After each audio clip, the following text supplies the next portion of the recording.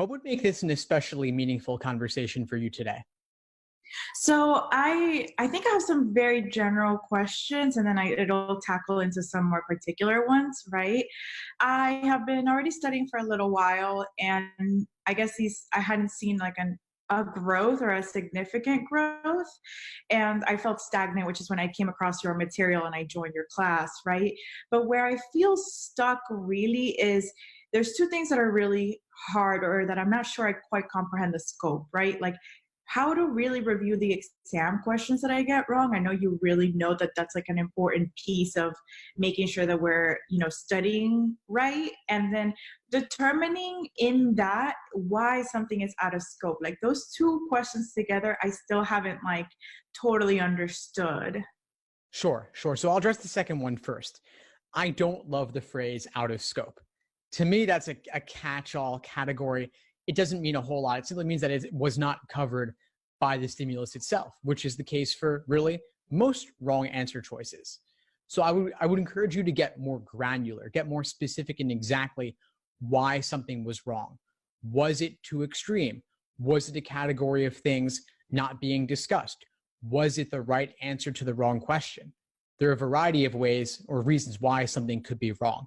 So I'd encourage you to get more specific with it. Okay, so like think more when you're going through let's say you're going through your wrong answers, right? Just more asking yourself why something is wrong as opposed to why something maybe is right, so that you could better scratch things off as you go along. I would definitely suggest evaluating wrong answer choices because a lot of the time it's about choosing a tempting wrong answer. And there are four of those. So there's a lot to review. There's only one right answer. And of course, you might have gotten a question wrong because the right answer seemed unappealing. And if that was the case, you should talk about that too. But proportionally, there are more wrong answers to evaluate than right ones. And a lot of the time, they'll put a very tempting wrong answer earlier than the correct one. Yeah, because what I have seen for myself, and I guess I'm still fairly early on in your program where I'm still figuring out how to appropriately review the wrong answers. I'll get down to two, like a right one and a wrong one, but then I'll always choose the wrong one. And then when I look back to see like, what does it say about this one? It tends to be that this goes beyond what the question is asking. It goes beyond the paragraph. So it's like the tempting answer seems to be the one that gives where you're making more assumptions about what you're reading, and it's really hard. I haven't gotten there in the study program, but I'm really struggling in breaking out of that mental habit of like, why am I just adding more to this that's in front of me? Yeah, sure. And it's not that surprising to me because the LSAT knows how we think. They know that students like strong language and we like to strengthen arguments.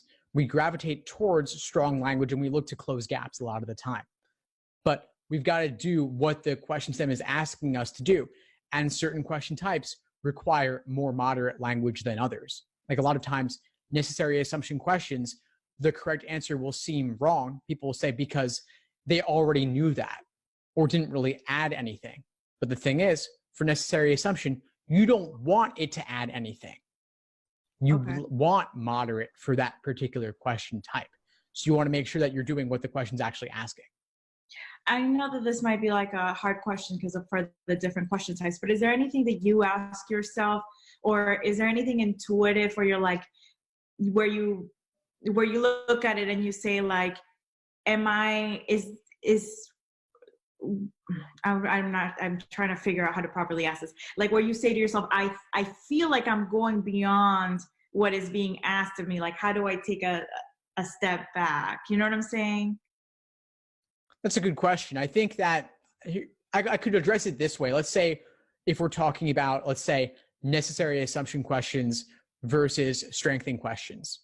Strengthening questions, it's fine for us to go beyond. It's fine for us to consider alternative possibilities or alternative explanations and dismiss them, or to better relate the evidence to the conclusion.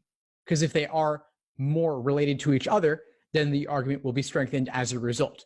But all of that is new information going outside of what was in the stimulus. And the question stem says, which one of the following, if true, would most strengthen the argument? So that's fine to go beyond in those cases. For necessary assumption, though, more moderate is more likely to be correct given the question type and given the stimulus, the scope of what we're looking at there. And so when you say, do I ever feel like I'm going beyond? I guess knowing the question stem, I will either allow myself to go beyond or not. Okay, that's a great tip. I don't think I had gotten there yet when looking at the question stems. And then another fun question type that I struggle with, and I'm not sure where to begin, is inference questions, because I feel like they're much more different than the other types where you either kind of base it off the stimulus based on the paragraph, or you can kind of allow yourself to go a little bit beyond. I don't think I have managed to get an inference question right. And I don't know what type of mindset I need to have when approaching those. Yeah, I haven't figured out a good approach based on the different ones that I've looked at. Sure. Yeah, so inference questions are a little bit different. You're right about that. And they are more often fact sets than other types. So you're not as likely to be dealing with an argument in this question type. A fact set, simply a bunch of information, no real conclusion that they're giving you. You might extract a conclusion from the fact set by combining different parts of the stimulus. But your job here is not to deal with the gap, if there is one, in any particular way. I actually frame necessary assumption questions as being a very specific kind of must be true question. So to me, necessary assumption questions are within the category of inference because no new information is permitted. Okay, I think that's I'm seeing a pattern here, and it continues to be the going back to getting more out of a question than what you need to if an inference question is really focused about just what's there, not more than what's permitted. So it seems like there's a pattern there in kind of my failed logic when going through these questions, which is good. I'm glad you spotted that. And that is great to spot that because that's something you can work on, of course. Yeah. And I guess another issue that I'm kind of having, and I would love to get your thoughts, because so right now through week 2, right, a lot of the practice problems are not particularly timed. When it comes to the reading comprehension and the logic games, I really struggle with timing, right? So I know that there's further down the line some tips on timing, but I would like to kind of start incorporating them now, since in the 2 months I've been studying, I haven't gotten any better. Do you have any general advice on when going through the practices, even untimed, maybe how to work through getting better at that? Sure. So let's start with reading comprehension. How are you allocating your time there right now? So I don't think I'm doing it super efficiently. I'll read the passage once for like the greater structure, right? Like what is each paragraph? And then I'll jump into the questions. And what ends up happening is I keep trying on each question to go back to the essay. And with that, what happens is it goes really well for like the first 3 passages, but then by the last passage, I'm basically leaving myself like 5 minutes, and that's not effective. You can't, you know what I mean? I just don't know I don't know why I'm in the habit of, for every question in the reading comprehension, feeling the need to go back to the passage. And I am not sure how to break out of that or how to properly divide that time.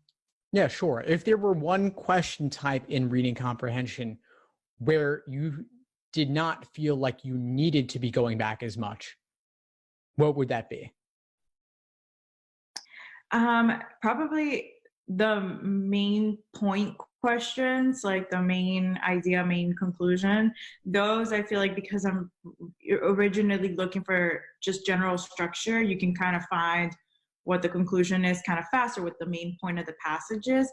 But I feel like everywhere else, author questions, like why do you think they use this word, I find myself just like going back to the passage, like just inherently, like I don't even try, I will skim the question, and then like it's like an instinct to go back to the passage as if to look again. Sure. Yeah. So for some of those, maybe you do need to, But as you said, for main point, maybe you don't. To me, in my mind, there are three different types of reading comprehension questions. There are the global ones, like main point, main idea, primary purpose, passage organization. Then you have local, detail-oriented ones. Then finally, you have the more inferential ones that require more reading between the lines. But for that first category, maybe you don't need to go back, especially if you can find the key line or lines where they summarize it in the passage on your initial read. And you could walk away with that main idea before going on to the questions. Because after all, if you can't get the main idea from the passage, then you're not really getting anything, right? Yeah. So you walk away with that, you knock those global ones out, just with that main idea in mind.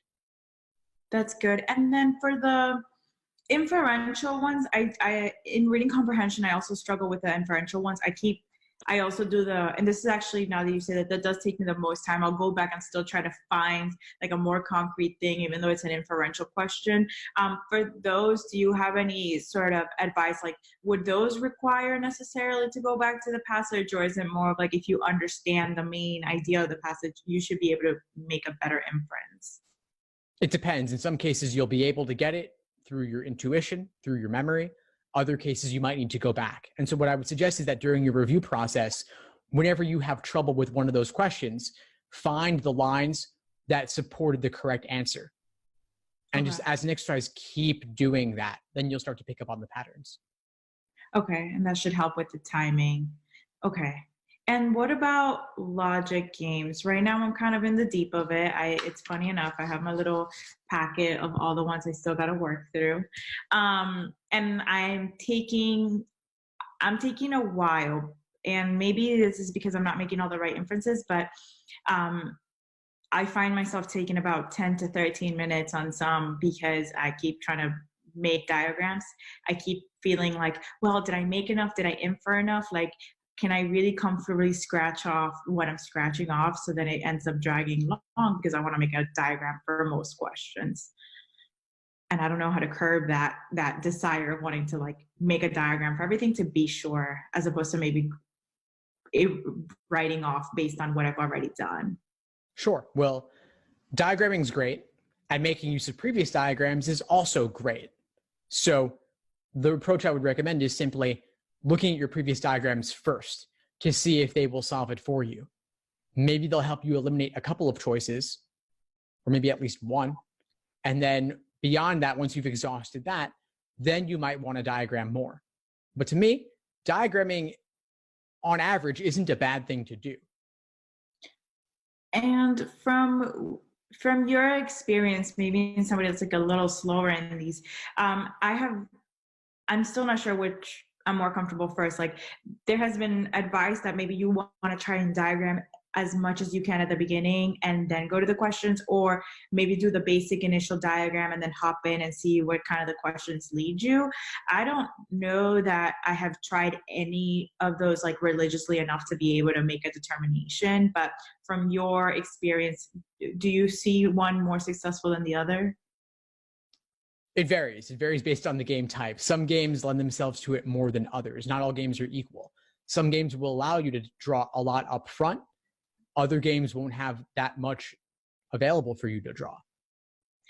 Yeah, that's true. Hopefully, as I keep going and the games get harder, I can fine and tweak. And then this will be my last question. I know we're almost out of time, but there also is a lot of talk about, if you are finding yourself struggling with time, maybe make sure you do really good in like the first three and then just forget the last one. Like, any thoughts about that method? I am iffy on it because I really want to try and get all the points that I can get, but in terms of maybe maximizing my score, if I'm not getting the timing right, what is your thoughts on that approach? Yeah, sure. My intuition is that it depends on what your goals are. If you are committed to getting a 165 plus, in my book, that means you've got to attempt every single question. Alternatively, let's say if you're in the 140s or the 150s and you're aiming to get high 150s or around a 160, then that might be a good approach because you knock out the hardest stuff. You don't even bother with that. and you really refine your accuracy on the others. So it's just a question of what your goals are and what you'd be happy with. Okay. So those were all my questions. I really appreciate your time. I feel like I see like improvements already. At least so far, I've only really tackled the logic games, but even in that, I've already seen some good improvements. So I just want to say like, thank you for your time again and for all the help you've offered. I'm really excited to see how this comes across and how this goes on test day. My pleasure, Estefania. It's been great to connect with you. What would you say is the biggest insight you got from our call today and from the course so far? Even in just speaking out, I'm starting to see patterns of thinking where I need to go back and work on. So as opposed to before, you just see like you're getting all these things wrong and maybe you're not seeing where it's connecting. But then, for example, seeing where all the inference stuff and where going beyond is doing more harm than good, like that actually then helps me focus when reviewing my wrong questions, which is really where I think that's where I can make the most points gain.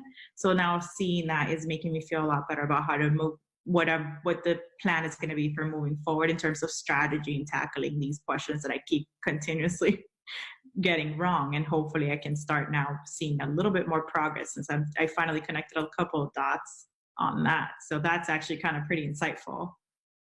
Great. I'm really glad to hear it. And then my exam is sort of around the corner, so I'll definitely be keeping you updated with how that goes. I'm really hoping my general goal at the beginning of this was to be in the mid 160s, and I feel like I'm feeling pretty good about having good chances at that. So I'm really excited. Awesome. Yeah, please do keep me posted on how everything comes along. Thank you so much. Thanks for tuning into the show. Please subscribe if you haven't done so already to be notified of new episodes as I release them. And feel free to reach out if you need anything at all as you move forward with your prep. I'm happy to help however I can. In the meantime, I'll wish you all the best and take care.